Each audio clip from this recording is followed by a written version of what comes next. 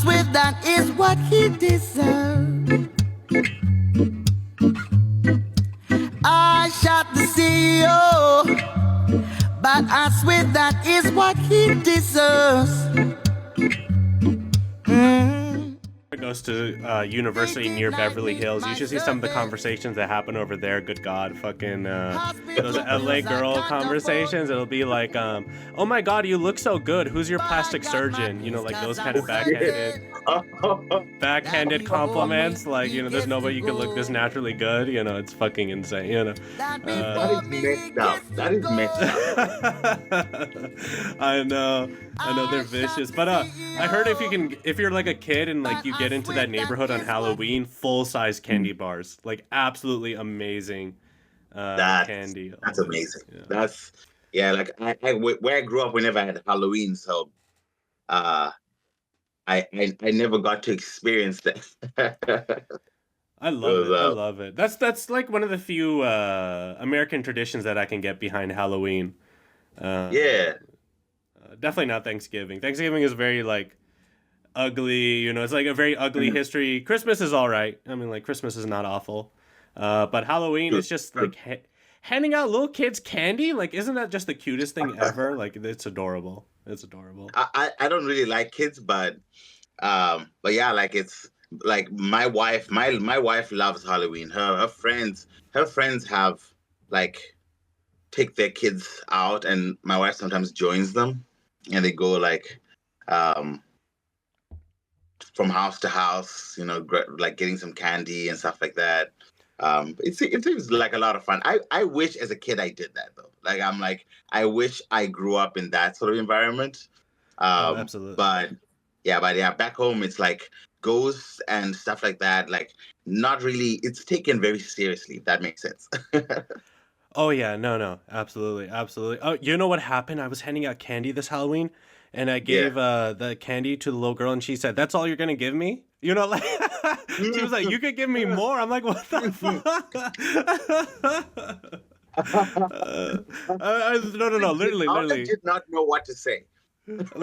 Literally, I told her like, "Sorry, I'm running out. Like, there's too many kids. I have to like something like that." She was like, "You're supposed to run out. That's the purpose of Halloween." They got attitude.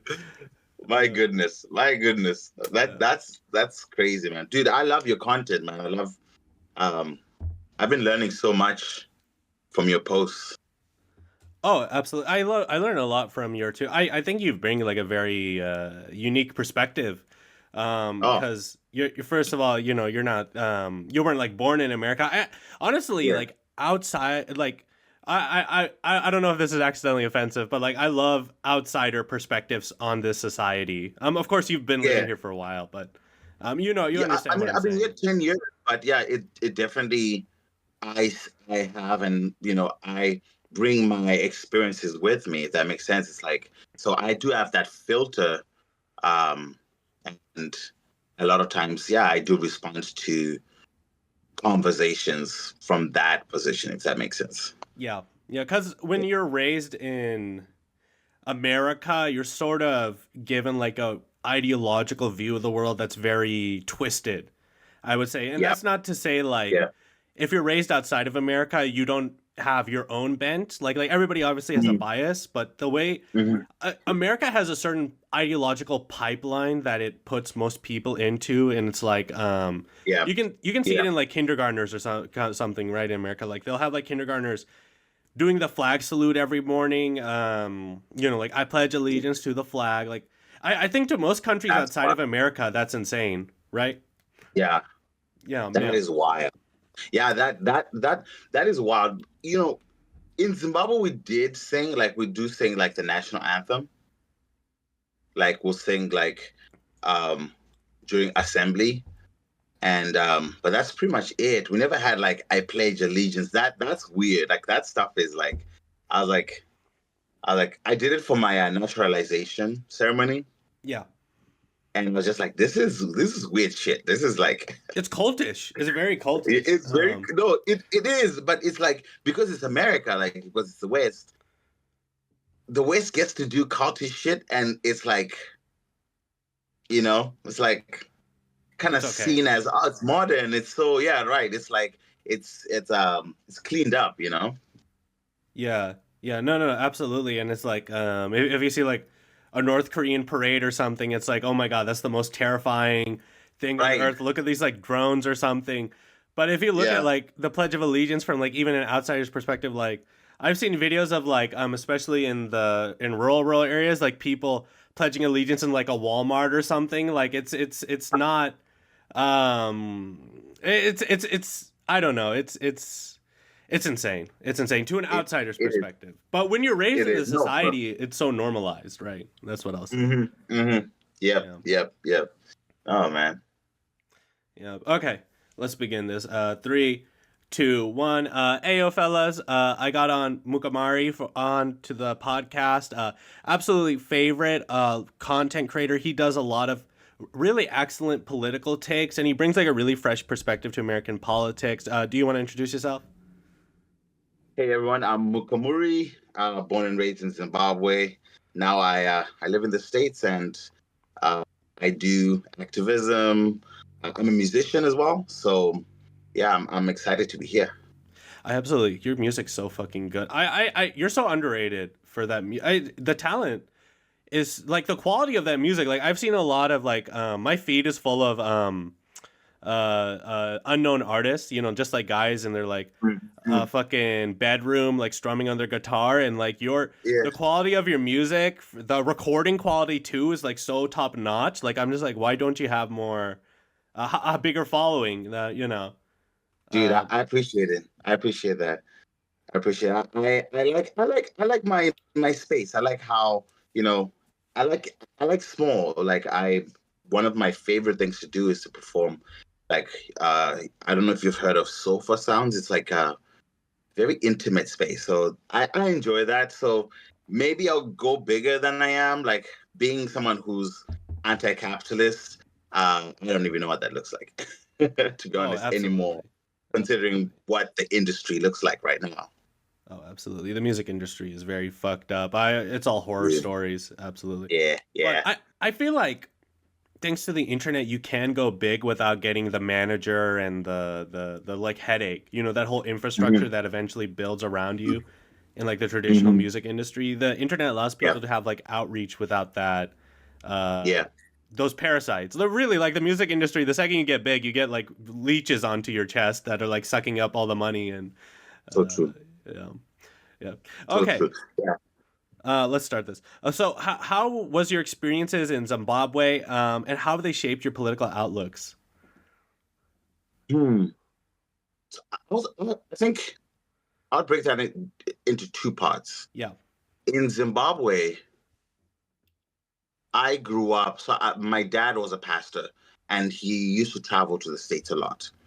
And when he would, you know, come back, he would give us, you know, cool gifts like candy or whatever. But he also brought tapes and like videotapes of shows and mostly Christian shows. But we got to look into like what American life is like just from these shows that we would watch. And I would say that was sort of the beginning of the me being uh influenced by American culture, but also like American politics because I started getting involved. Like just, I loved Bill Clinton growing up. I was a big fan. I had no idea about all the scandals and all the shit that he did, but I was a huge fan of American culture, American sports. I would root for American teams.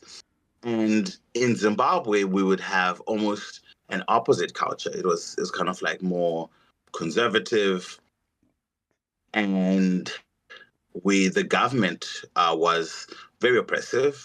Mugabe was I'll talk more on that a bit later, but he was a dictator in many ways. And as I grew up, I started to just have more of that excitement for America to influence our culture even more. And sometimes I went as far. The propaganda went so deep into my brain that I went as far as to say, like, wow, I wish like America would intervene in our country and like help us be more like America so we can be free. Like I was like so delusional about that. And then when I moved to the States, I started to see what American culture really is like, in terms of just interacting at church, interacting with the community where I stayed, and then starting to interact with the political system and with politics and with activism. I started to see how America is in America. But then as I started to read more and more, I discovered Noam Chomsky, and he completely ruined America for me when it comes to the outside world. I started to see how America operates and how America was also influencing our economics and our cultures, and how our governments were trying to combat that. They did it wrong, but they were trying to combat that. And so I have this it's almost like a two-sided perspective where it's like heavily, when I was in Zimbabwe, I was like, I love American politics, I love American culture. Now that I'm here, I'm like, wow, like our leaders knew what they were doing, even though they did some things wrong. They, committed a lot of crimes, but a lot of the intention was they were trying to protect us from the propaganda that America was like aggressively pushing towards us. And yeah, so my politics really is really influenced by those two experiences. So you sort of saw you sort of saw how hollow American society was compared to how it was advertised, and I think that's a universal experience for a lot of people, honestly. Especially those that immigrate to America. America projects itself as very differently than how it actually is in its media. In the 90s when a lot of Cubans came over to America during their special period, there was this great documentary that followed them around. I forget the name of it, but a lot of them just thought, oh yeah, if I work hard enough, I'll become rich, and I'll have like a fancy house and like a dog and like the white picket fence. They were encaptured by how America advertised itself, and they got to America and they didn't get to have their health care and their subsidized housing, and they very quickly realized that the way that America advertises itself and the way it is in reality is very different. But also you saw sort of an ugly side of the other perspective. Like while you were living in Zimbabwe, you also saw issues in that society. So could you talk about like your thoughts on Mugabe and his government? Because I have a hard time figuring out, how to place him politically. Like he seemed anti-imperialist, but also not quite socialist, and also he seemed good in some aspects in terms of like keeping out Western imperialism, but also like oppressive in others. Could you speak about that? So I'll say to most Zimbabweans, Mugabe is an oppressor. He it was a dictatorship, basically. We did have elections, but a lot of them were rigged. And he used lots of violence was used, especially after 2000. After 2000, he really kind of shifted his tactics. Probably before there was more of like covert stuff going on, but after 2000, he started using more aggressive methods because Zimbabwe had their first strong opposition party. That was the MDC, Movement for Democratic Change. And when the MDC showed up, people were excited because it was young. It was like a worker-led party. It kind of morphed from almost like a group of unions, I believe, and then they kind of became a political party. And yeah, so Mugabe he didn't like that. He lost the first election, and they basically rigged it and changed the results, and that kind of became the norm, mixed with the violence, the just brutality was it was crazy. It was crazy. Like we definitely didn't have free speech. Like you couldn't go on the streets and talk shit about Mugabe. Like you people would just be like, are you crazy? You can just get picked up and get taken away and never be seen again, pretty much. Now at the same time, he had policies that I believe have set up Zimbabwe to do really well. Once we're outside, like we're not being sanctioned anymore, and once we find a certain level of stability. And the first thing that I would talk about is there was a land reform program. And basically, after the war, there was a whole promise of, hey, land will be given back to Zimbabweans. But that just did not happen, or it was too slow. And the war veterans, they basically, the guys who fought in the liberation struggle, they basically went to the farms and just kicked the white farmers out and just took the farms. And it happened all over the country, everywhere. Mugabe was kind of in this weird space where he was kind of like, should I support the war veterans, or should I tell them to leave the farms and give them back to the white farmers? He ended up supporting the war veterans, and that became such a big deal. And a great example of like just like that wealth transfer, like, you know, from the wealthy to the poor. It was such a something we were excited about it. Like, I mean, I personally was excited about it, but I went to an international school, and a lot of my white friends were really upset about it. But it's just something that needed to happen. It would have been better if it was done way before, like officially, and, you know, without some of the violence that took place during that period. But it needed to happen. It was such a big deal, and it still is. There are a lot of black farmers now in Zimbabwe. We did have a drought soon after that. So, and then we had sanctions. America really hit us hard with sanctions. That really impacted our country and still impacts us today. And so I love that he went along with the war veterans. And then the other thing was just it was like an economic kind of like a protection. Basically, no company in the country should be owned by majority foreigners. So if you're going to start like a KFC, you're going to start any company, it has to be, you can have 49% ownership of that business, but 51 goes to Zimbabweans. Mm. And that was honestly, it was a lot of companies refusing. Like KFC tried to move into Zimbabwe, but it just didn't work out because of that. A lot of companies refused to invest in Zimbabwe because of that. But I thought the intention was good in terms of, hey, like we want to give our people actual opportunities to own wealth, because unlike South Africa kind of did not really follow through on a lot of these principles. They got liberation, but a lot of the wealth is still in the hands of white people. You know, a lot of the wealth is still in the hands of foreigners, and that's, I don't know, like it's I don't really admire that, to be honest. I think that's not good.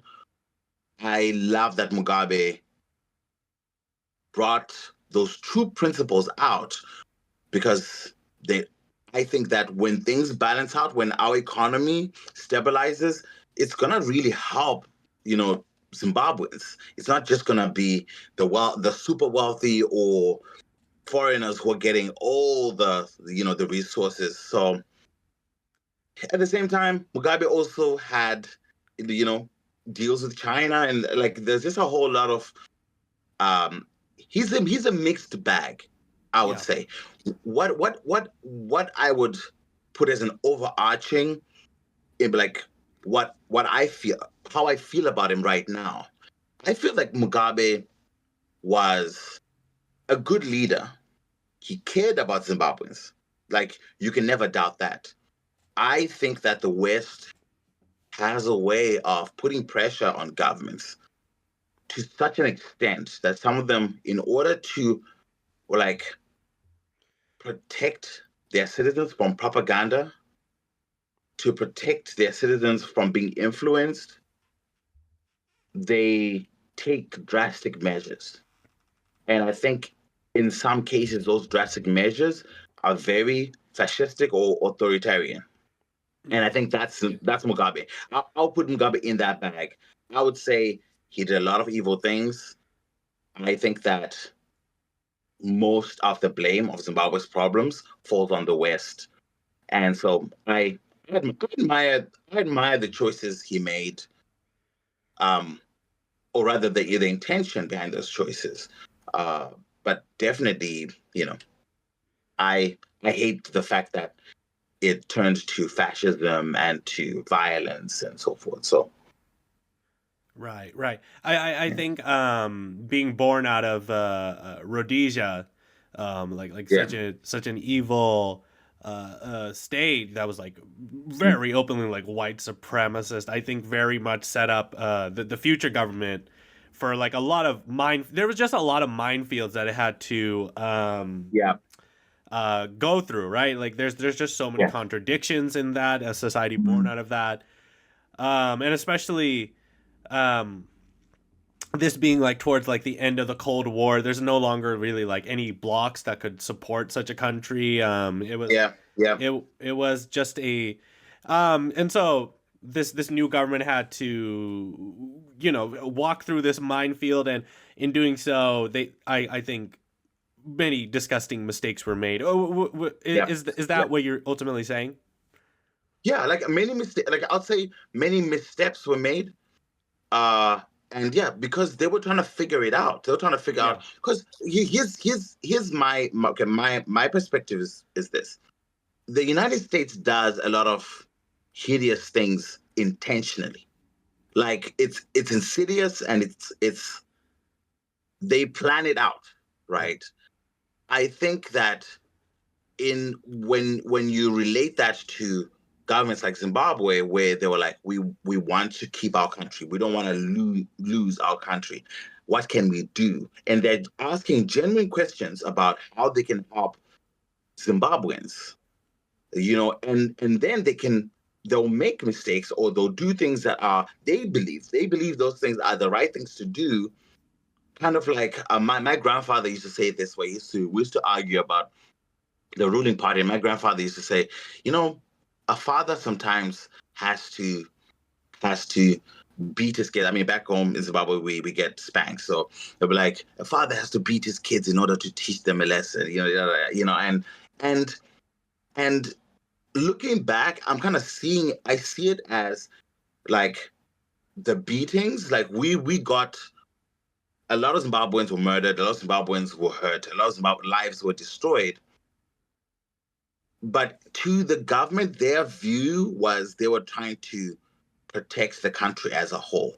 It was their goal to protect the country. It wasn't, yes, there was a lot of this also corruption. Like, I mean, I'm not going to create like, a perfect picture of our government, but the intention was to help Zimbabweans, and big mistakes and big missteps were made as they were trying to build a better country. Absolutely. Yeah. I also think it just speaks to just like how difficult of a situation it sometimes is to be just an enemy of America. Yeah. It's you have CIA and you have all these groups trying to overthrow you, and then of course you need Yeah. some kind of self-protectionist measure, but then also sometimes a lot of the times that leads to people who are innocent and wrong, innocent and haven't done Yeah. anything, getting caught up in it, and Absolutely. yeah, it's just a difficult situation. But I your answer is very nuanced, and thank you for giving so much. It's such a nuanced view on this. You could have so easily said like, fuck Mugabe, I hate him. The government was the most evil thing ever, or you could have said like, he absolutely did nothing wrong. He should have killed more people, or something. something to that No, effect. he's like, honestly, that's the, when it comes to global South, I feel like that's the filter we need to have, honestly. And we need to ask some serious questions, especially when it comes to the West's involvement in those countries, because running a country is not easy. That is not easy. And I like I'm a communist, so I, I'm of the leaning of, hey, you need protection. The system needs protection. Like it needs strength, right? And I feel like Mugabe was trying to be like, hey, I have to be strong here. I have to protect my country. I'm seeing Americans that are sending all these people. And he used to say like the opposition party was was paid by the United States. And honestly, now that I've I've learned more, I believe him. Mm. I absolutely believe that the opposition was paid and was getting support from the United States. And I can see how Mugabe can go like, I need to stop this. This is trying to ruin my country. And in doing that, he did bad things. He did bad things. And also at the same time, within the government, there can be genuinely just bad actors. People who just like the current president right now, he was a bad actor. He was definitely bad. I don't know how he is now. I haven't really looked into a lot of things that are happening there, but he was one of the people he was in charge of a genocide in Zimbabwe of the Ndebele. He was directly responsible for that. And some of the conversations are he went against Mugabe's orders and did his own thing. And so those people, there will be corrupt people in your government, regardless of what you're trying to do. But when it comes to Mugabe's intentions, his intentions as a person, I don't know. Like I just think that he went down a dark path with good intentions, and also part of it is like when you go down a dark path, no matter what your intentions are, you become dark yourself. You become a pretty bad person, and or even, you could even become corrupt. So I think that's the story I would tell Mugabe. It's like good intentions, but made some evil decisions. Absolutely. I mean, I think it speaks to how these like security measures always have to be, and so many experiments have made that mistake. The Soviet Union with the NKVD, and it's that these like self-preservation methods have to be very carefully checked, kept democratic, with the will of the people, or these like bureaucrats that are absolutely corrupt arise within them and just make absolutely awful decisions, that we saw with like, for example, Yezhinov or, things like that, or in the Mugabe government. I also think it's very funny that how American media does rightfully point out like issues with these governments, right? And obviously it's exaggerated. Obviously, a lot of the times it is bullshit, but they do put like their pulse on like legitimate issues with these governments, legitimate contradictions in their experiments. But like suppression of people who are obviously innocent. But then their friends, right? Like William Ruto, who's currently I've talked to like Kenyan comrades. He's killing people. They found like I think like 80 or 60, I forget how many, but they found like 80 or 60 bodies, buried by his government.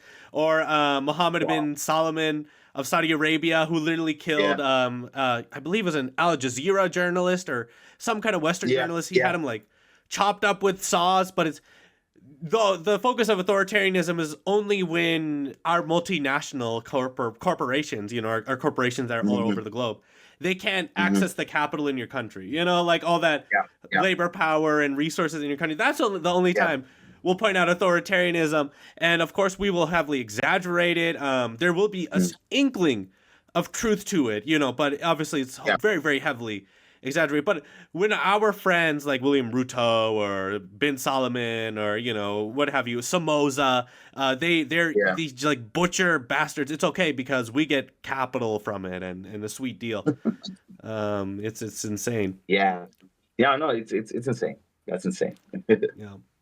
Yeah, it also speaks to I think a lot of people will lack nuance where they'll sort of say like, yeah, like both sides are bad, man. Like both sides are equally as bad. And it's like, well, you have to at least point out that these governments are protecting assets and things like that. Like they're standing up to the American empire, which is a definitively good thing.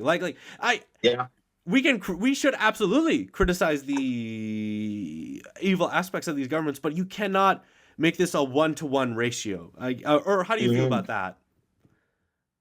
I don't think, yeah, exactly. It's like it's not 1-to-1. I think it's definitely, I wouldn't even put a ratio to it, to be honest. I think Okay.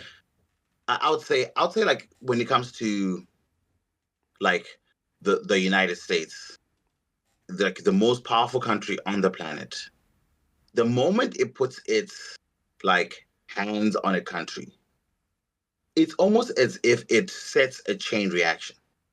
Like something starts to happen. Either a country will give in to the United States, and kind of the country kind of goes to shit pretty much after that, or the country will resist, and then the United States puts pressure that then kind of creates this chain reaction of, leaders trying to protect their country, and then going down dark path, and then it's almost like people want to be like, hey, like both sides. I think that I'm kind of the person like that says, if someone would not have been evil without the influence of like, something like almost like anime, right? When you watch anime, those episodes, like the villain gets that backstory. Like it's always like 100 episodes of that, and basically they'll tell why the villain became the villain and the story, and you see the pain and you see the issues, and that's how I think. I think that way. I don't, I no longer kind of go, even when I talk about Mugabe, like I wouldn't say he was an evil person. Like I would never say that. I think he made evil choices, very evil choices, but he was a victim of a chain reaction. He was a victim of, was America plays this game over and over and over again. And so ultimately you start to realize, you're like, no, like the problem is not these leaders. The problem is the person who's starting these reactions and starting causing the conditions that lead to countries becoming more authoritarian. And Right. So, because what choice do you have? Like what choice? Like it's like if we're in a situation where, like, a fire in a building, the building is burning down, and you have your kids, or you have your pet or whatever, like, how, like, normally if there's no fire, you'll say, hey, come here, come here, we're going to the store, like, come over, like, and you almost like kind of gently call them over, right? But in a fire, you're just picking them up. You're just going like, I'm panicking and I'm gonna pick up my kid. I don't care. They might be like, tomorrow they might be like, hey, the way you picked me up, I hated that. It felt the violent, it felt like, aggressive. But it's like, no, I was trying to save you. But I think that's how I look at it. It's like, we can still call those things evil. We can. But I think that it's wrong to not treat those things like tragedies. It's tragic stories to me. It's a tragic story of Mugabe, who loved his country and yet then made that tragic decision to, really put his country into like an authoritarian, system. And like that's how I think. Of course, there's nuance to that too, because we can talk about what happened with Ndebele, like there's a whole story to that. But that's kind of how I like to process it. Yeah, yeah. Yeah. I mean, it's just, oh, how do you deal with the American empire at your door? You know, like angry, Yes.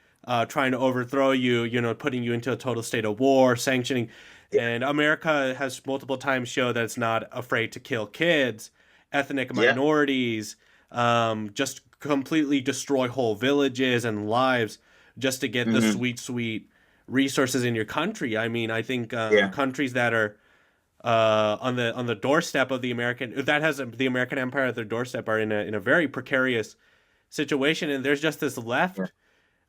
just this section of the left in America that doesn't want to recognize that, whether it's Yeah. some kind of chauvinism, you know, Mm. from never having to deal with America at your doorstep, you know, because you live in America, or Yeah. perhaps even like a little bit of idealism where you like believe like, oh, you know, we could somehow resist the American empire in a way that doesn't lead to these nasty actions. And Yeah. of course, I'm not saying we shouldn't criticize them when they happen, but Yeah. they have this like idealization where you could resist, you know, Mm. the like America at your doorstep, for like example, like Jacobo Arbenz in Guatemala.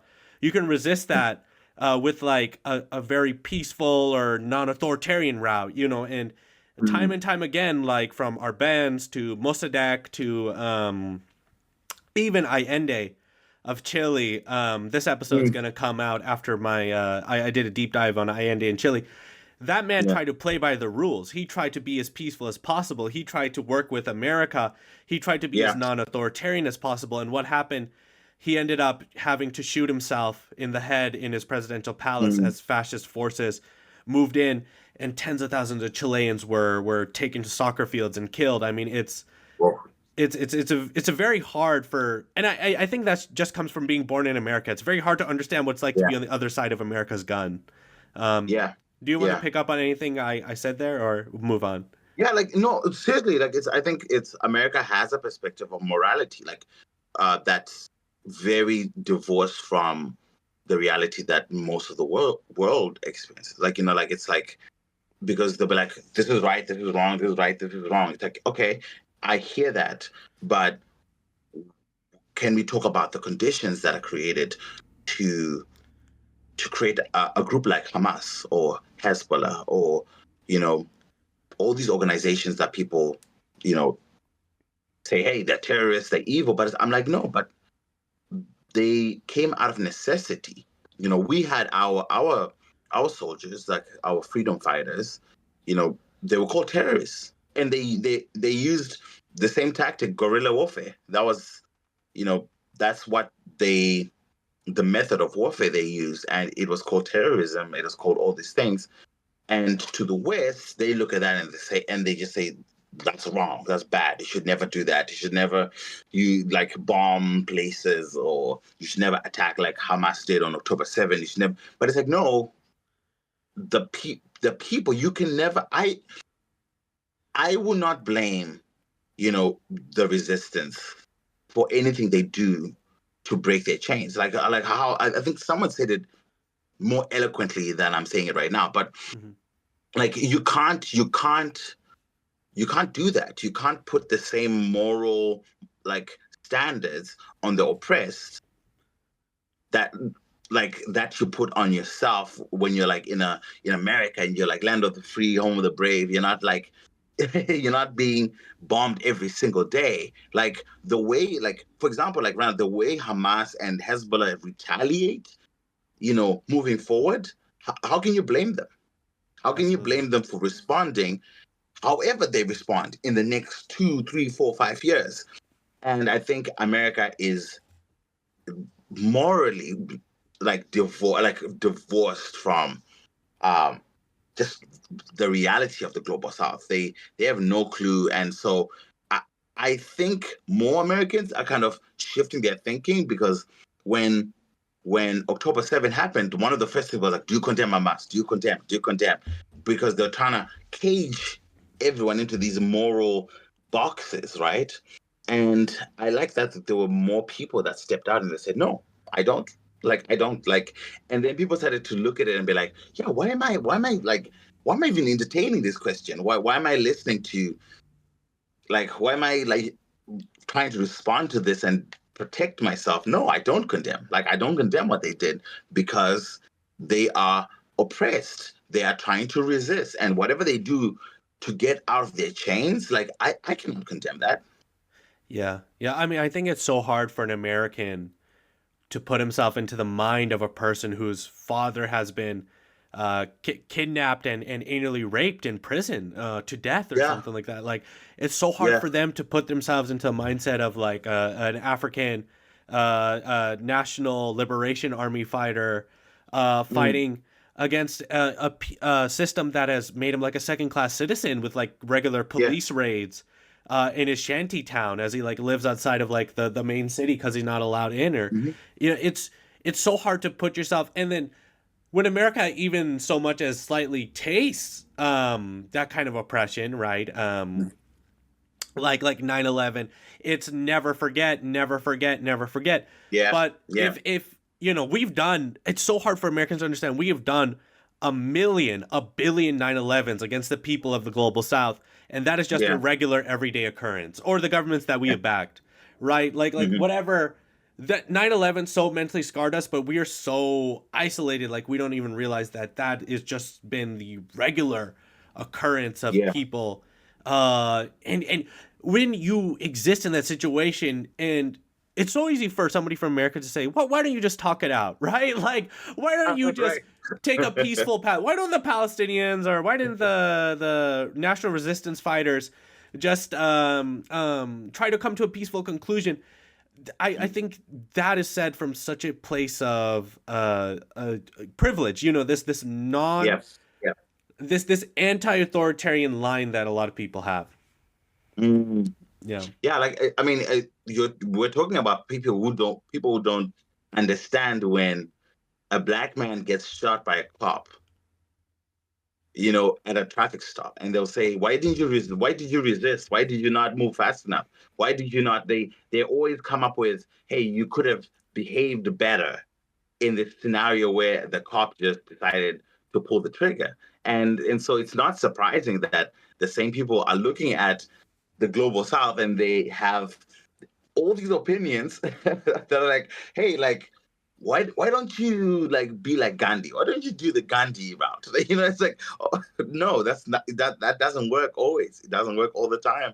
And you're dealing with human beings with emotions, like who are seeing their family get slaughtered. Like, if I saw that, like, I'm becoming a resistant fighter, like immediately. Like, I'm not even gonna think about it. And but the problem with trying to help Americans understand, most Americans understand the the the truth behind this resistance is that most Americans can't even understand each other. Like they can't even understand like oppressed groups in this country. They Mm. can't even empathize with oppressed groups in this country. So yeah, it's kind of like it's not surprising. It's a core thing in this country to basically be individualistic and not understand another person's pain. Yeah, I think that's absolutely right. America really lacks an idea of a collective. It's all about the Yeah. individual. Oof. Yeah. In America, you're even at war with your neighbors. I think every Yeah. you sort of the way that even like Western ideology, the way that it's built is that you are the center of the universe, right? You're really the Hmm. only person that matters in your Hmm. head, and nothing you do affects anybody else. There's no such thing as cause and effect. I think in Western Yeah. ideology, right? Like if I do something bad, that doesn't affect anybody else, and if somebody else does something bad, that doesn't affect me. Everything is just based on the individual and their choices. Yeah. Yeah. You sort of see that in like let's say like an anti-communist talking about like Cuba, like oh my god, like why are people always complaining about sanctions? That's nothing. Like I think really cause and effect was not taught well enough in elementary schools or It was. something like that. Um, Yeah. moving on. So how did your experiences in Zimbabwe? You know, you touched on that a little, but how did that contrast with moving to America? And how is that sort of giving you a different perspective from people born in this country? Hmm. Um, I think I think that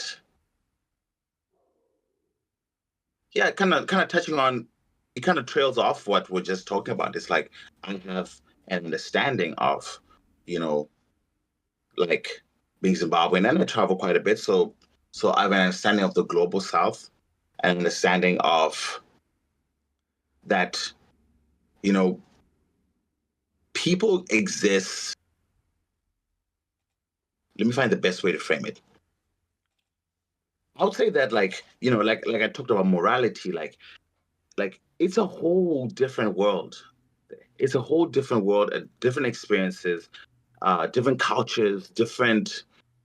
Even though America has like micro versions of different cultures, like in cities mostly, right? It's America doesn't really get to experience the nuances of the world, the rest of the world. That they don't understand those things, and a lot of it is because they just don't allow themselves to it's not even like a traveling thing, but people talk about, hey, you should travel more.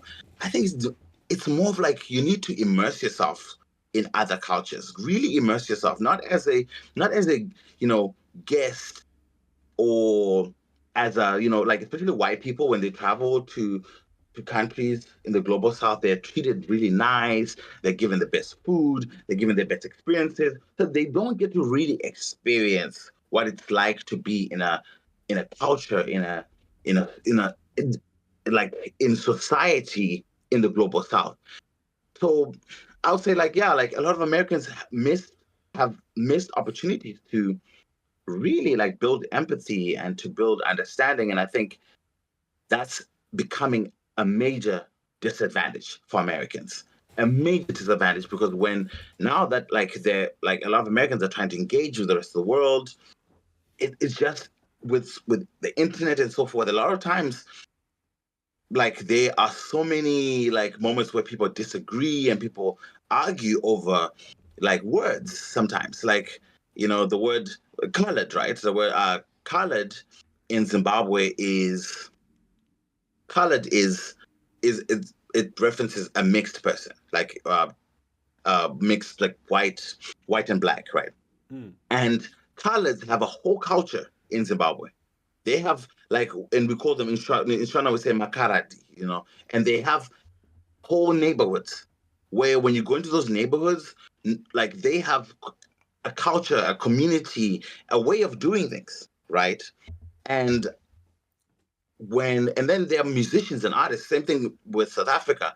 There's an artist that moved to the States, and she's South African, and she's what we call colored in Zimbabwe and in South Africa. But when you move to the States, people are going like, hey, like you can't call yourself that. You can't call yourself colored, because here it was like a derogatory term for black people. And so now it's like, because there isn't that understanding interaction, it caused a lot of tension, right? A lot of tension. A lot of people started fighting, because it's like, well, she can't necessarily drop that term because it's actually her culture. It's a cultural term for her. She can't just ditch her culture, and at the same time, yeah, it is derogatory. So how can we have a better conversation? But that conversation went poorly, because people were just like, you're here, so you need to do what we want. You have to do. You're in America. You need to do things the American way and so forth.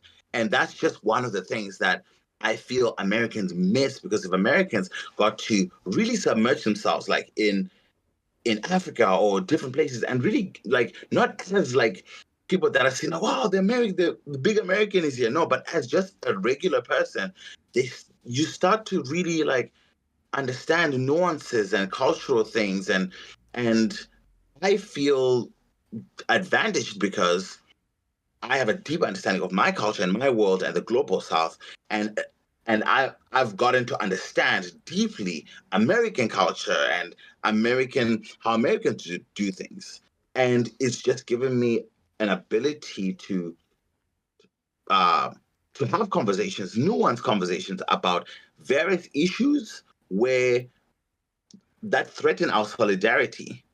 And I think that, yeah, Americans just don't have the capacity. It's just not there, to be honest. I think for most Americans, they just don't have that ability to engage with a lot of the global South.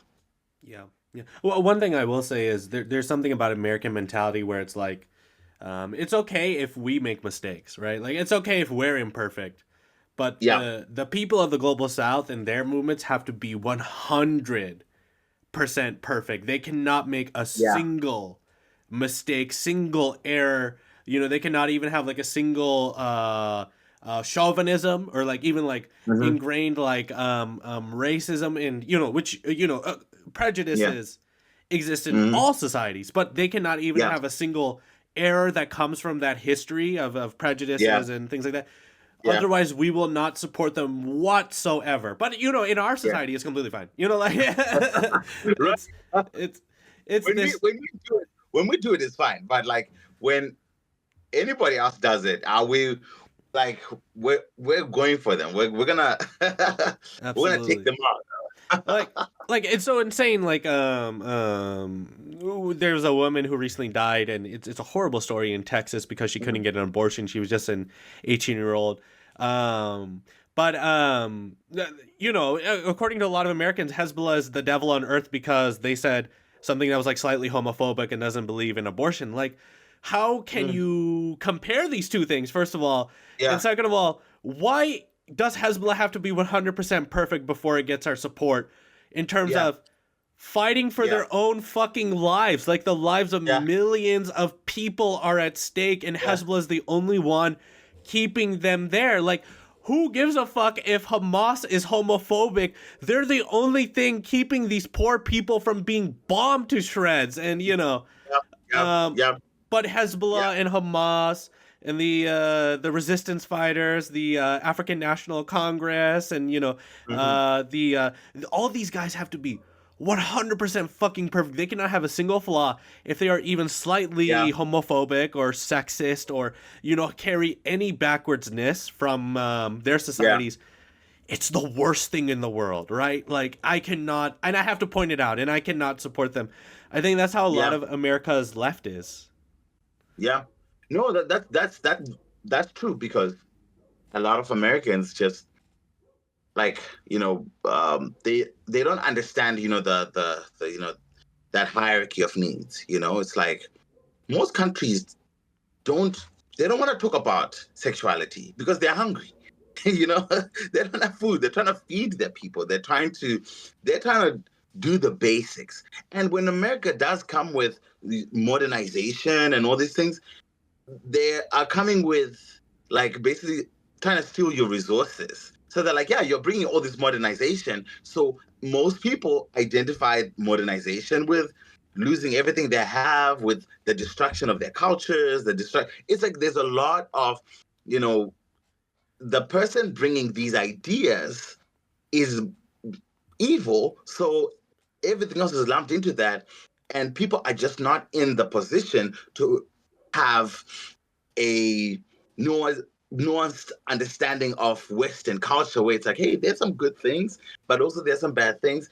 Some countries have gone like, we don't want Western culture here at all, zero. We want none of it. We don't want women's rights. We don't want, like, they've gone, like, because a lot of these countries, like, you attacked their country and you bombed them, you murdered everyone, and then you said you're bringing like Western culture. So like, you think we're just gonna let you like have your way like that way? Like, no, we don't want that. And I think that, like, as these countries are given their space, my thing is always this is give everyone space to be where they are. If a country is homophobic, if a country is racist, if a country is evil, those things, for me, like, from my understanding of human beings, those things are not natural.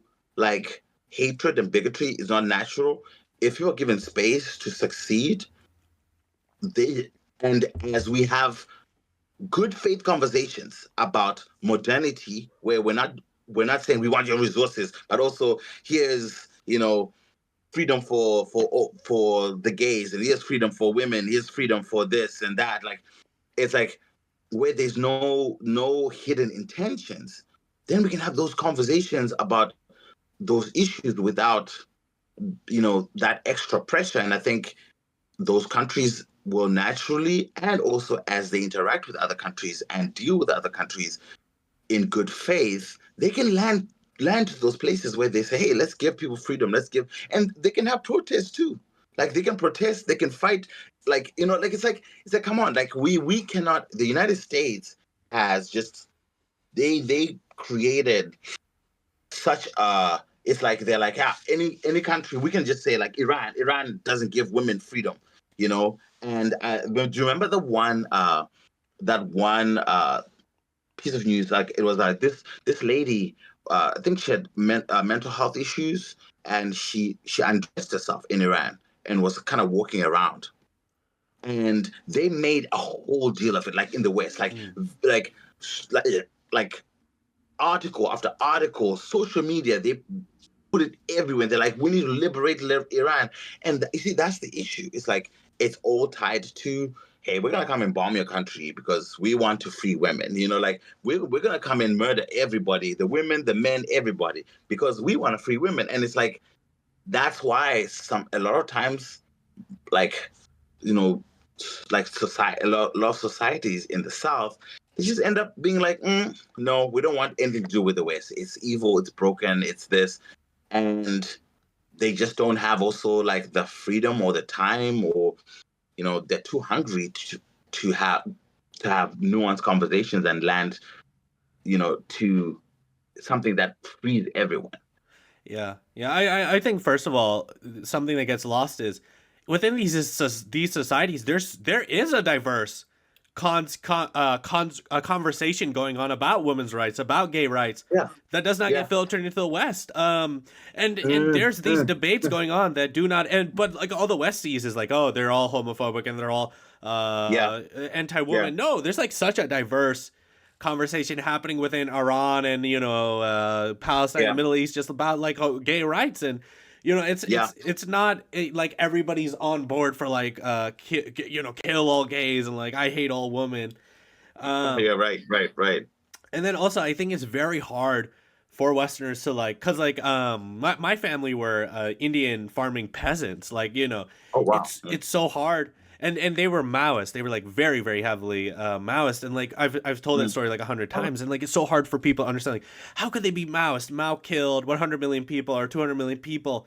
But I've been to my mom's like old house in India, and it was just this little shanty brick, no less than like, I think like 40. I'm so bad with measurements, but like let's say like it was tiny. You too. It was a tiny house, just one single room. It was a dirt floor. She didn't have any electricity, any running sewage.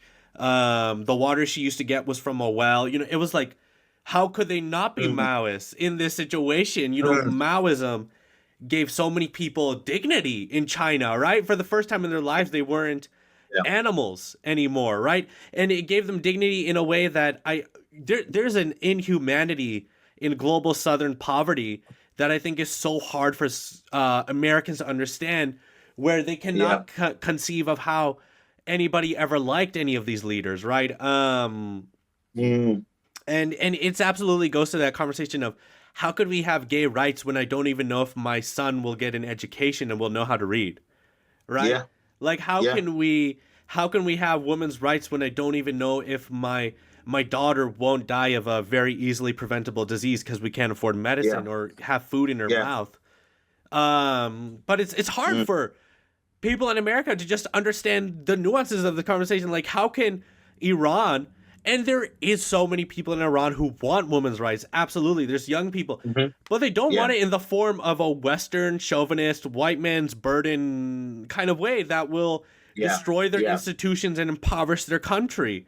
And you do more harm to the women's movement in Iran by tying it to American imperialism than you do help, right? Like, Yeah, yeah, you, by constantly using gay rights and women's rights as a way to get your multinationals to scoop up as much resources as they can from these countries, actually hurts these movements, because suddenly gay rights and women's yeah, rights is tied to these concepts of American mhm, imperialism.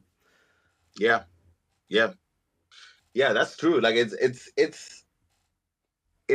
it's crazy because I was reading. I can't remember the book. Basically, I think was it Noam Chomsky? I think it was Noam Chomsky, and he was He's in talking about everything. how, He's in yeah, right. everything.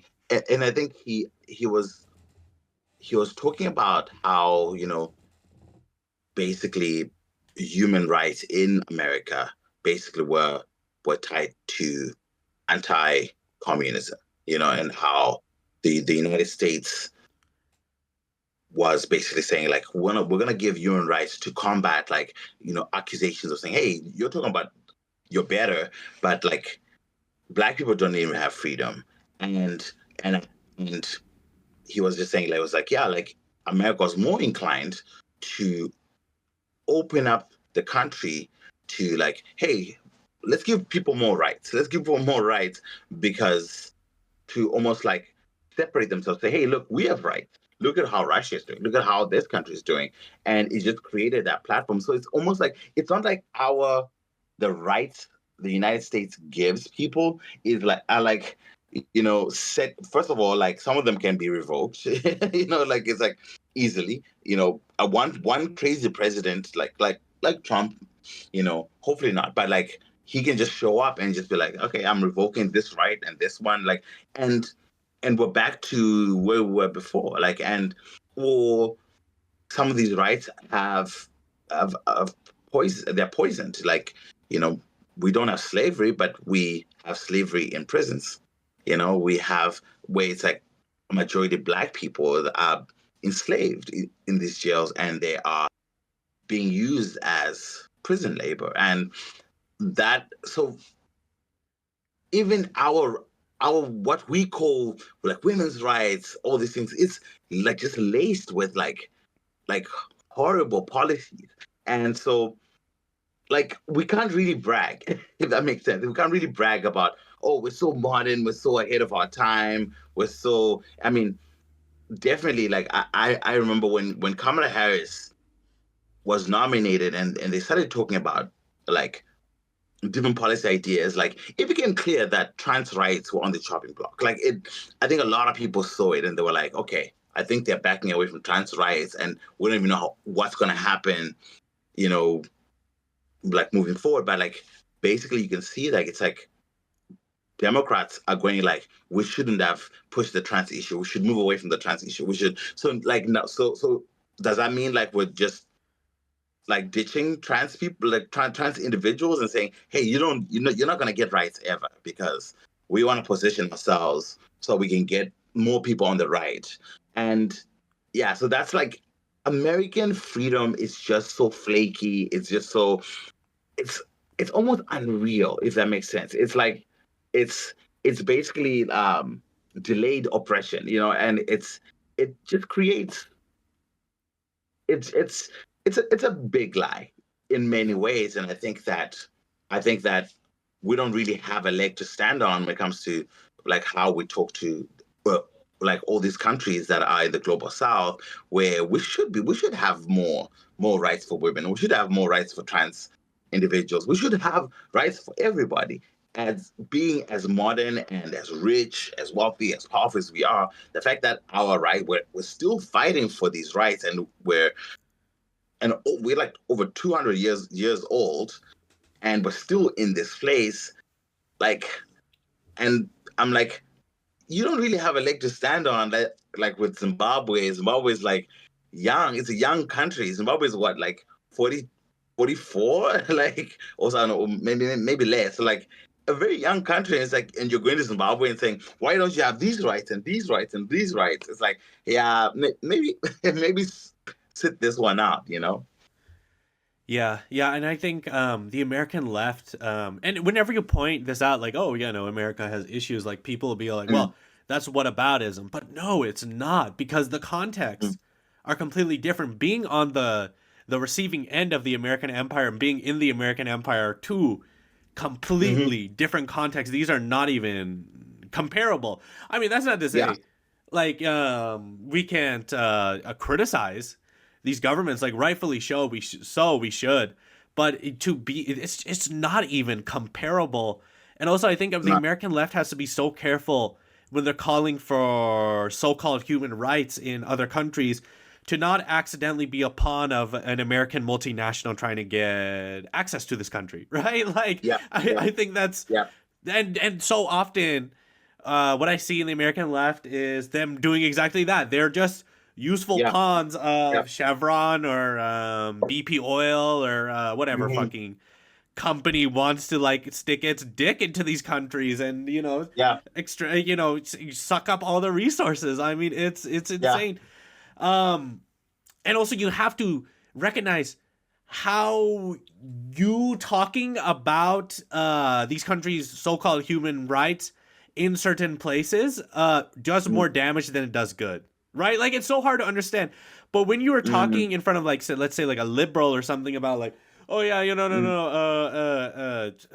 know, Mugabe, for example, his human rights records are so awful. In front of an audience that is primed to want to do military action against these people, you're not helping out Zimbabweans. Like you can have these conversations with other people who recognize this, but you have to defend, and not even like defend, but recognize that saying this out in the open does more damage than good. Do you understand what I'm saying?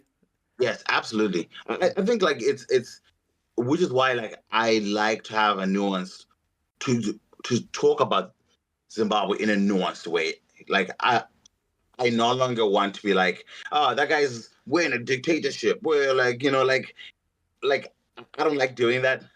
Like, and you're right. Like, it's like it gives a lot of these individuals in power more fuel to be like, listen to this person. Like, I have a friend who he's a pastor, and there was like almost like a small revolution type thing that happened in Zimbabwe.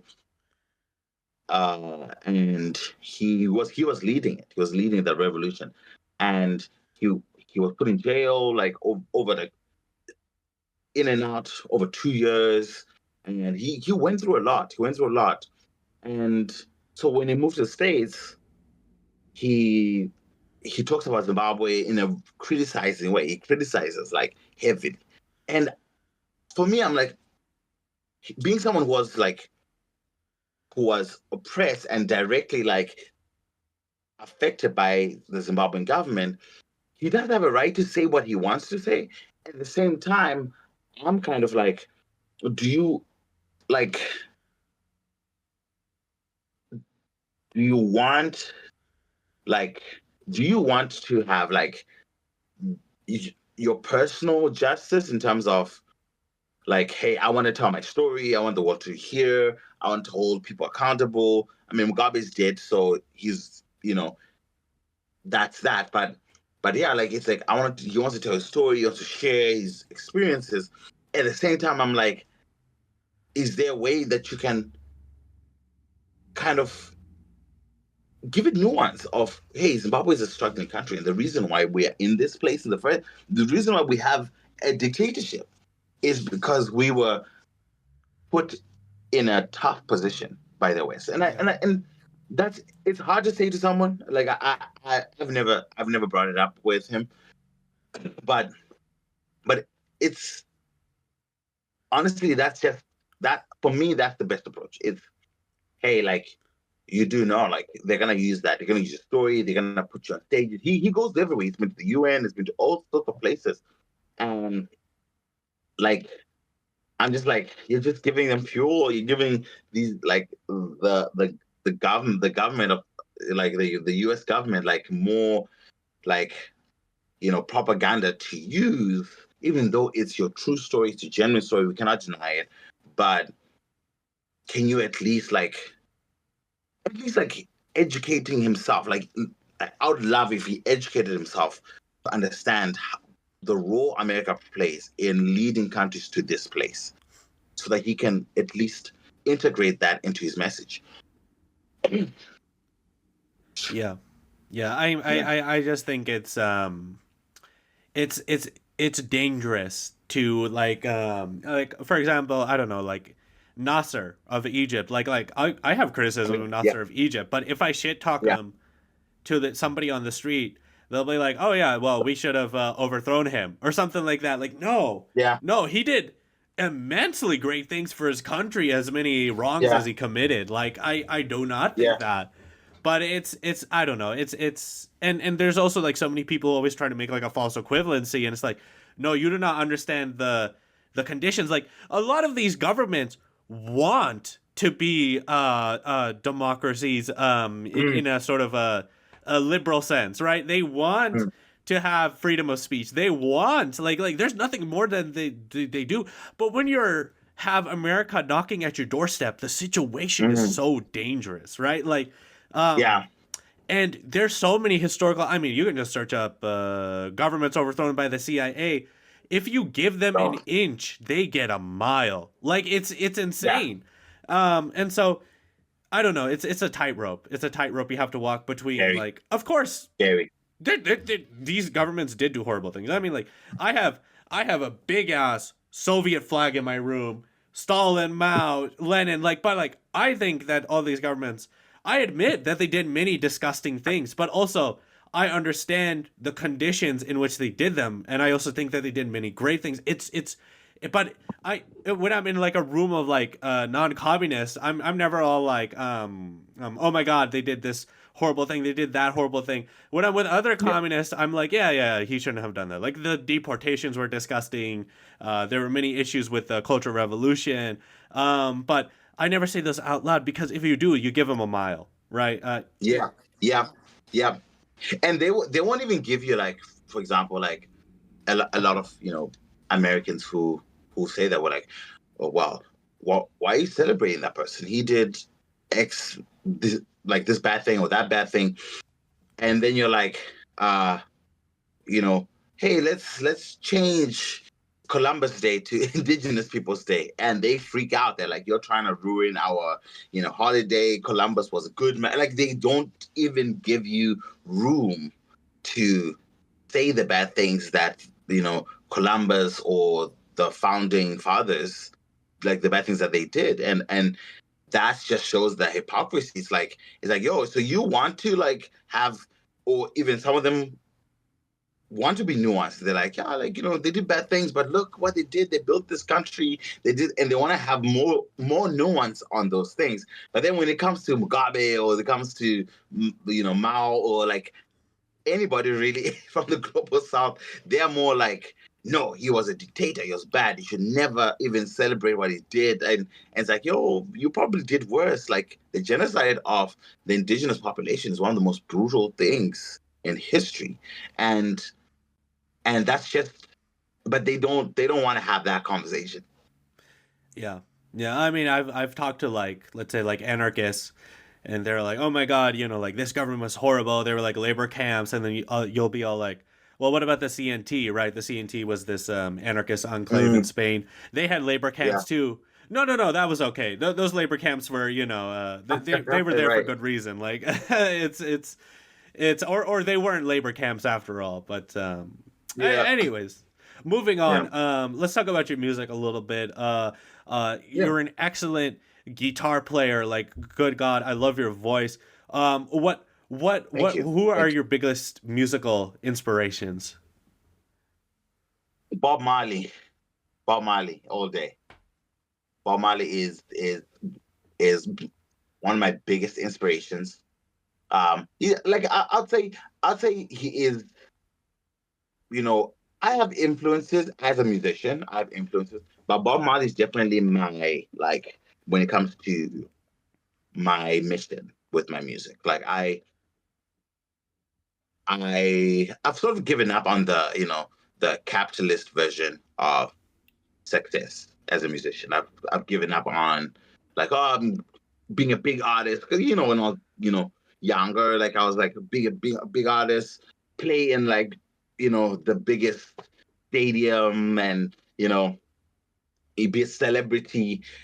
But I've kind of reached a place where I'm like, I am big on the why I think, why I do things, what's my mission, what's my goal, and regardless of where it lands me, like I've reached a place where I'm like, I want to have a message. I want to have a message. I want people to hear the message. Whether I'm playing my own songs or I'm playing, covers. Like I want people to be encouraged. I want people to, to find strength in my music, to be able to grieve when they hear my music, and that's who Bob Marley was for me. And is whenever I listen to him or I listen to interviews of his, I just love that he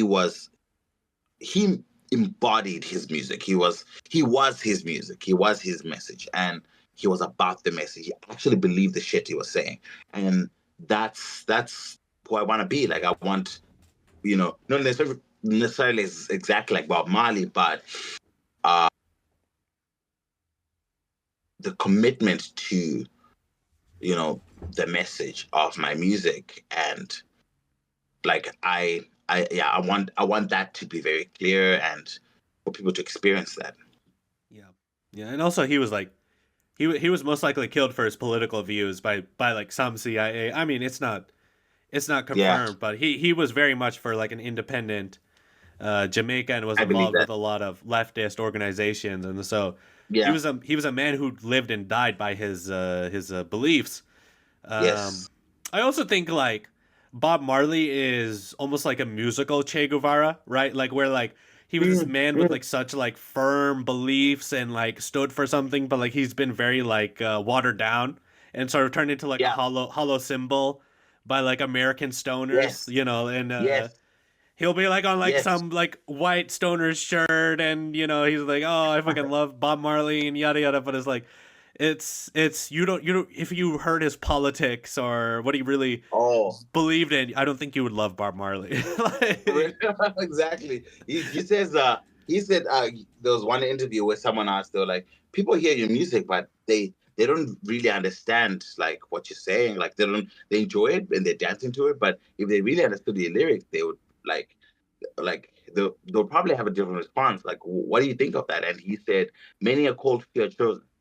And it just landed there, and I was like, damn, like this dude, like it was just like, yeah, like the people that need to hear the message will hear the message. And for me, it just stuck with me. Like I'm like, man, like he was just like, hey, I have a message, I'm gonna deliver it. Some of you will hear it, some of you won't, but I'm gonna deliver it anyways. And he performed in Zimbabwe for our independence celebration, like in 1980. He was like right there, like just like a lot of people say it was a very special day, but yeah, he was a great man. Yeah. Honestly, I have not listened to enough of Bob Marley to call myself a fan, but he has some absolute bangers, and I think his just life is so fascinating. He really stood for like an independent Jamaica from America, and he paid for that with his life. Yeah. He was just like a really beautiful human being.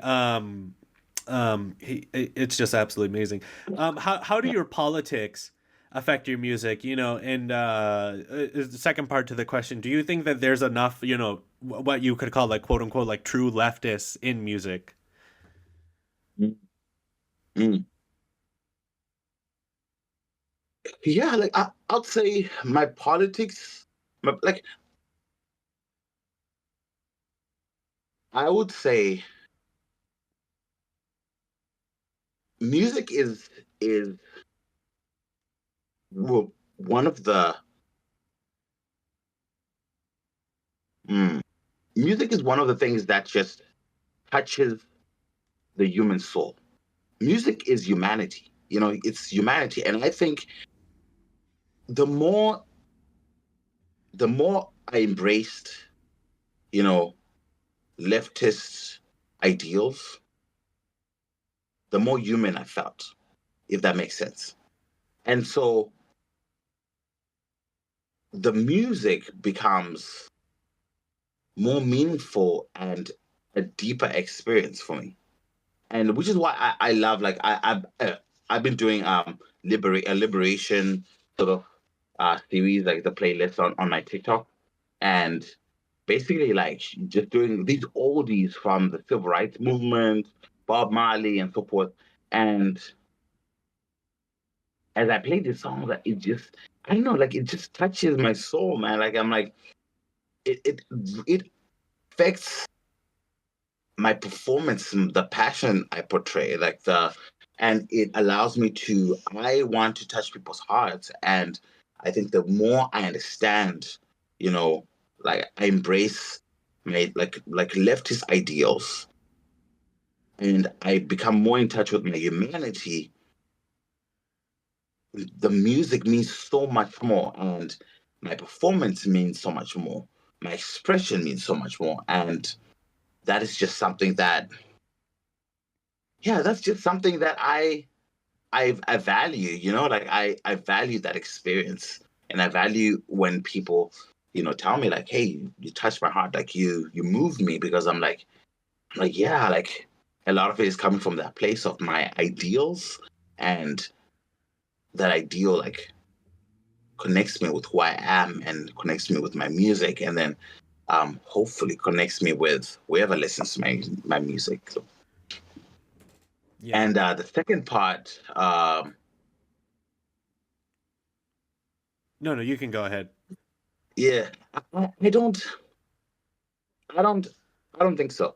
I don't think they are. I think a lot of them were like either murdered or were squeezed out by the industry. The industry basically, they squeezed out a lot of leftist artists. They are there. I mean, they're clearly there. I'm here. Like there are a lot of, probably thousands of artists that are there, but they just haven't become some sort of industry. Not the mainstream industry, but some sort of industry. They haven't really put themselves out where people can say, hey, like if I want to listen to like leftist music, like I can listen to these people. These are my people that I go to, because a lot of them, some of them do say leftist things. Like some artists say left things where you're like, wow, like that's legit. But as a person, then they're not that. Especially when you see what's happening with Gaza, like, and how a lot of artists have been, like, you start to see like, ugh, a lot of these guys don't mean anything they say. And I think that's something that, I mean, it makes me kind of feel like there aren't any in the industry, the mainstream industry itself. Maybe underground, I'm here. There are a lot of other artists. I think there are enough of us to cause the wave if we really got a good platform to express ourselves. Absolutely. I also think just getting richer, like getting into that, the richer and famous, or that was an awful way to word it. Yeah. the higher up, the higher up you get, it just sort of changes your mentality. Like if you listen to like somebody like Kanye, for example, like he was always a little bit kooky, but before he was like really, really famous, he used to have like really great takes about how black people are treated by the U.S. government, how the U.S. government is abandoning them in Katrina and like things like that. Yeah. But the higher and more famouser you get, the more you get entrenched within the Hollywood circle, it sort of has an effect on you where either if you really do have a backbone and you stick to those leftist ideals, you get dropped by the industry. If the majority of a lot of people like are always all like why hasn't Taylor Swift talked about Palestine or Lebanon or something? If she does, she's gonna lose a lot. Like she is definitely gonna lose so many brand deals. She's gonna lose so many. Like you're incentivized not to. So if you do, you get dropped by the industry, or the industry changes you from within. Where like and I think like the last like leftist sort of person that we had that got to that level was like maybe like Tupac Shakur, you know, he was like part of the Yeah, yeah, Communist Youth League. He very openly yeah, talked about like wealth inequality, and he got shot. I mean, and you know, yeah, I'm not yeah, saying the government or some industry plant got him, but he's probably the closest that ever got there, and he didn't get to make it, you know, and yeah, yeah. it's just either you get changed by the industry or you Mm. get dropped by the industry, and they're not going to allow leftists in. I mean, for crying out loud, a fucking I believe it was NFL coach had like a flag of Lebanon on his jacket, and he got kicked out of the league like because he had just had like, and he was Lebanese, right? He's a Lebanese man. He had a Yeah, Lebanese flag on his jacket, yeah, just to like support his people who are currently getting bombed right now, and he got escorted out of the NFL league, and he's not allowed to be a coach anymore. There's those mechanisms within every single industry in American society. yeah, yeah. That's facts. Yeah, That's facts. yeah. That's facts. Also, I think the Oh, richer you sorry. get, the more. Sorry. Oh, So go ahead. I don't have much longer. I need to go to dinner soon. Okay, okay. Yeah. I'll just end it with this. What from your perspective, why is it so hard for Americans to have international solidarity, and is this unique to America? I think I'll answer the second question first. I think it's not unique to America. It's a West thing. So like England and the United States, Canada, you know, France, like what we consider the West, right? And but America is probably the worst version of it. I think a lot of it is just Americans are propagandized. Is that a? I don't. I never know if I say that right, but like You there's said so it much right. propaganda, so much propaganda in the United States, like deep propaganda that Americans just have a warped version of the rest of the world. It's so warped, like it's they don't understand what the rest of the world goes through. So without that empathy, it's very difficult for Americans to show solidarity with anybody else. You know, like obviously there is that the millennials, a lot of millennials and Gen Z too, who have had like who are highly educated and have educated themselves when it comes to what happens in the rest of the world, and they look at Palestine and look at all these things, and they're starting to see a more nuanced view, and they're learning new things. Yeah, like definitely there's hope for international solidarity, and it has it has existed, but you know, coming back to, or rather going back to when Kamala Harris got nominated, a lot of that international solidarity got shaken big time, shaken big time. And a lot of Americans kind of switched to self-preservation mode, which is something Americans are propagandized to be. Americans are told, like, to take care of yourself, take care of America. Like, Trump talks about like America first, but I don't think I don't think Trump is saying anything new. He's just basically stating he's an echo of what America is already. And I think that the moment Kamala Harris got that nomination, it basically, a lot of people who had that international solidarity, they switched and they were kind of like, I need to preserve myself. I need to keep myself safe. I need to put my mask on first. And I think that's where, like, it really showed the propaganda and how strong that propaganda is. And it just needed the right switch to turn it on. And basically, a lot of people who were pro-Palestine ended up being the complete opposite. And it got even worse when she lost. A lot of them, ended up, saying some hideous things about Palestinians. And yeah, I still have hope because enough people, especially people on the left, like there's something about like when you start to learn about, when you start to gain class consciousness, class solidarity, something happens to your mind that almost breaks the propaganda. It does, because if you look at like people who are like the genuine left, a lot of people on the genuine left really stuck to their guns. Like it was awesome to see, like, a white woman get accused of being racist by black people, and then other black people stepping in and saying, hey, yo, she's not being racist, and many other situations. And it just showed that I think that in America there's a core group of people who are building class consciousness and class solidarity, and the fruits of it are showing in a beautiful way. And I think if we can replicate that and grow that, I have hope that we can get to the place where we can have true international solidarity. But for now, I think it's more of a seed than anything else. Yeah. Yeah, I think very much like how the Vietnam War woke up a lot of people to the American Empire. This is waking up a lot of people to the American Empire. I mean, there's so many. A lot of the Marxists I look up to were protesters in the Vietnam War, and they always talk about how they were liberals before that, and suddenly they read Marx and Lenin, and they suddenly empathized with the people of the third world for the first time, and it sort of Yeah. woke them up. I think a lot of Americans right now are asleep. They're sort of in this dreamlike state that the American ideology puts you into, and this has been a harsh wake up for a lot of people, and it's slowly but surely growing. Hopefully, something positive comes out of this. I try to be realistic, so I don't expect it to like.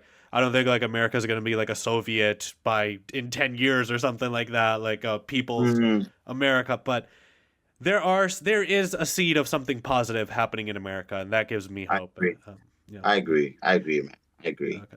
Mukamuri, thank you so much for coming on. Tell the people where they can find you, and if you have any final words, please let us know. No, thank you for having me. Like this was great. You can find me on TikTok. You can find me on Twitter, on Blue Sky now. Instagram, it's Mukamuri. Just my it's my last name and also my stage name. And you can also find me on Spotify. I have some music there, or anywhere you listen to your music. I'm really excited for where everything is going. I think there is an awakening that's happening. It's not like crazy at the moment. We had a spark of it at the beginning of the year, but it's an indicator. It's an indicator of what can be and what we can produce. And I love that people are speaking out more and proudly, about their leftist ideals and class solidarity, class consciousness. Like, it really gets me excited. So, like, keep going, keep learning, keep reading. And yeah, I think with time and patience and keeping that passion and that excitement, I think that we can create a better world. Thank you. Those were absolutely beautiful last words. This was a very enlightening conversation for me too. I just realized I said your name wrong twice. Mukamuri instead of Mukamari. There's no right way to say it. Okay. Thank God. Thank God. Like, it's a Shona name. It's a Shona name. I don't even say it the way like my grandmother says it. Oh, okay. So, okay, thank God. I do the same thing. I have like an anglicized version of my name. I have like a Indian version of my name. Yeah. All right. You have a good one. Enjoy the dentist appointment. And yeah, this was enlightening. Thank you so much.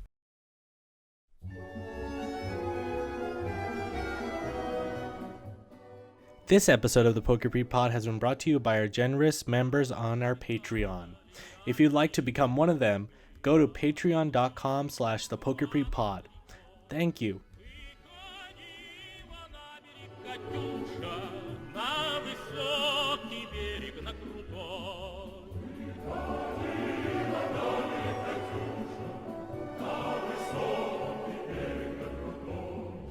What the fuck? Glory to Stalin, I barely made it. Special shout out to our Marshal of the Soviet Union member, Matthias T.